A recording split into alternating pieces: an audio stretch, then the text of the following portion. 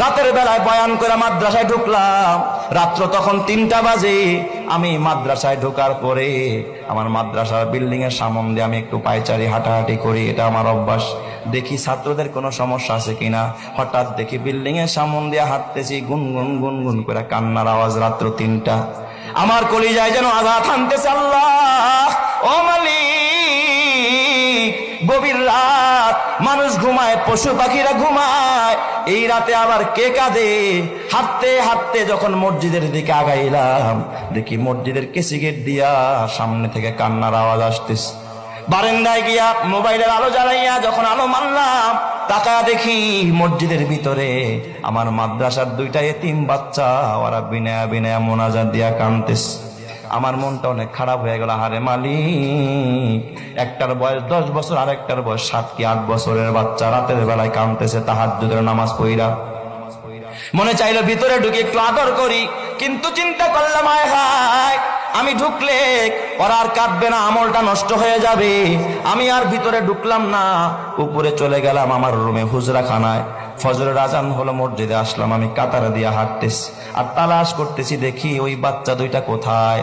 হঠাৎ দেখি বাচ্চা 2টা মসজিদের পিছনের সফে, ওরা আমার মসজিদে ফজরের পর সূরা ইয়াসিনের আমল হয়, আসমায়ে হুসনার আমল হয়। ওই বাচ্চা 2টা সূরা ইয়াসিন পড়তেছে।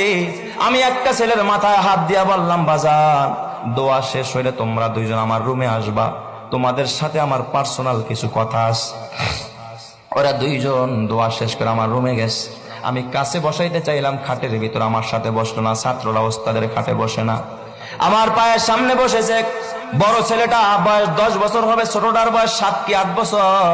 জিজ্ঞাসা করলাম মাথায় হাত দিয়া, বাজান, রাতের বেলায় তোমাদের 2জনকে কাঁদতে দেখছি, কারণটা কি খুলে বলো। বড় ছেলেটা জিজ্ঞাসা করার সঙ্গে সঙ্গে তাকায় দেখি হাউমাউ করে কাঁদতেছে, গাল বায়া বায়া পানির ফোঁটা পড়তেছে। আমার ডাক দিয়া, হুজুর আপনি কি চিনেন না?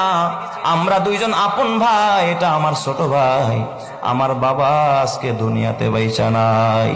হুজুর আমরা 2জন এতিম, আমার মা, আমার ছোট্ট একটা বোন আছে, এই বোনটাকে নিয়ে একটা বস্তিতে ভাড়া থাকে। হুজুর মানুষের বাড়িতে বুয়ার কাজ করে, এটা দিয়ে আমাদের সংসার চালায় আর আমাদের পড়াশোনা হয়। হুজুর শোনেন, আমার ভাইটার চিকুনগুনিয়া জ্বর, আজ থেকে 4-5 বছর আগে সর্বত্র চিকুনগুনিয়ার ছড়াছড়ি। হুজুর আমার ভাইটা বোর্ডিং এর খাবার, এত নরমাল খাবার, আমার ভাইটা কোনোদিন 1 লোকমা, কোনোদিন আধা লোকমা, কোনোদিন একটু ডাইলের পানি চুমুক দিয়া খায়।